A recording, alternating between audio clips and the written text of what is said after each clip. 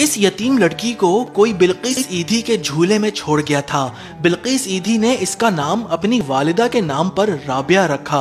पाल पोस कर बड़ा किया, तालीम दिलवाई। ये लड़की बहुत काबिल निकली, तालीम में बहुत अच्छी रही, स्कॉलरशिप्स के मौके मिलते रहे। इस लड़की ने अमेरिका से साइबर सिक्योरिटी और डेटा प्राइवेसी लॉ में मास्टर्स की डिग्री हासिल की। न्यूयॉर्क स्टेट असेंबली, अमेरिकी कांग्रेस और सेनेट में इंटर्नशिप्स की और अब नाइक में सीनियर एनालिस्ट है। 28 साल राबिया कहती हैं कि मुझे ईदी बेबी होने पर फख्र है। लोगों के लिए जो बिल्किस और अब्दुल सत्तार ईदी थे, मेरे लिए बड़ी अम्मा और बड़े अब्बा थे।